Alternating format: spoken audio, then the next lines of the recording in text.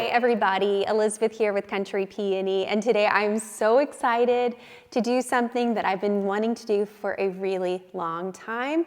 I'm going to make a faux cake that's inspired by a vintage cake, almost like a Marie Antoinette style, just really decadent and fun. And the reason why I'm going to do this today is because Country Peony turns 11 this month. So I hit my very first blog post over on Country Peony in February of 2013. And so I thought it'd be really fun to celebrate with a fake cake. I always joke that I cannot bake a cake, but I can certainly craft one for you. And that's what we're gonna do today. So I'm gonna walk you through the step-by-step process of how I'm gonna make this. And full disclosure, this is my very first time doing it, so we can learn together. So let's get started. So the materials that you're gonna need, I just purchased the styrofoam cake base over on Amazon, and I have linked it below if you wanna check it out. And honestly, you could use any sort of styrofoam base that you have. I just thought this would be really easy to create for an actual cake. And then the secret ingredient here is DAP's Patch and Paint. And I chose the lightweight spackle because I heard that it just goes on a lot easier.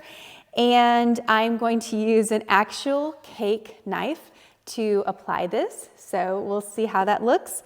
And then I also got some fun decorating tips and some pastry bags to apply the icing. And as far as the icing goes, I'm just gonna use some more of this Patch and Paints by DAP. And then I'm gonna add my signature pink and then a really fun pop of pink to create the really cute scallop swirls, whatever you wanna call them. And last but not least, I had to get some cherries because why not? So now let's get started on the process. Okay, I've got a wet towel and I have that because I have a feeling this is gonna be a little bit messy. Okay, so we're gonna open up this DAP container, which, let me see if there's a release mechanism. Here we go, very simple. Okay, this is gonna be really fun. I'm so excited. And I'm so excited just to make this because I think it's gonna be really fun for styling for later, and I don't have to buy a cake every time I want to do a photo shoot like this. This has a very strong smell to it, so just keep that in mind. Okay, so, oh my goodness, it's like icing, the way that it goes on here. So I'm just going to, just like I would ice a cake, which I do all the time, I do not do that all the time, so I really don't know what I'm doing. So if you are a baker, I apologize in advance. But I'm gonna make it look like it's homemade, and so I'm not gonna stress out too much about making it look perfect. But this is so much fun. Oh my goodness. Okay, so I'm just gonna ice this cake and I'll get right back to you.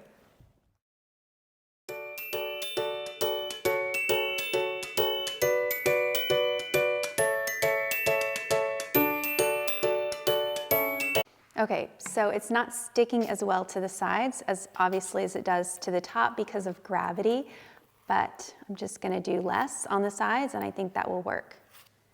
I just wanna get at least one thin layer onto the cake.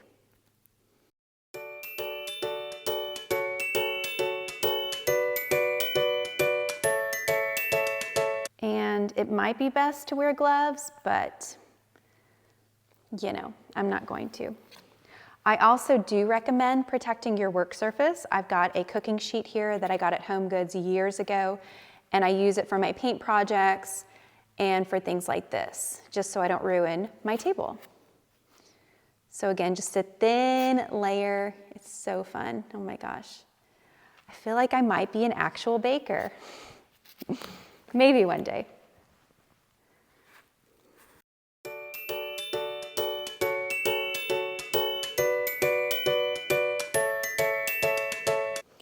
Trying to make sure that every surface is covered.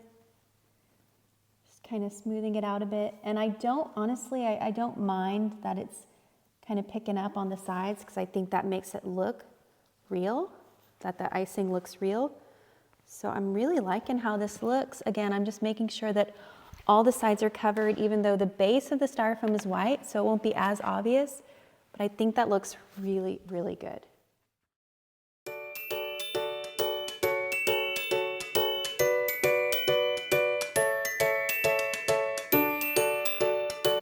And we're going to use a thicker tip for the top part. And then we're going to screw this on.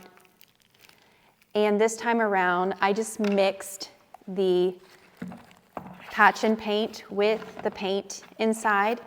So you can do either technique, but I've decided I'm only going to do one color since I'm going to do the cherry. I think that'll be enough. And so I'm just going to apply it directly into here. And then we're going to do those fun on the top. I'm just going to attach it to the top, and it's going to be really cute. That is so cute. Oh my goodness. I love that. That's adorable. So now that I've got all of my icing done, I am going to attach these adorable cherries to the top of some of this icing, and it's a great adhesive for the cherries.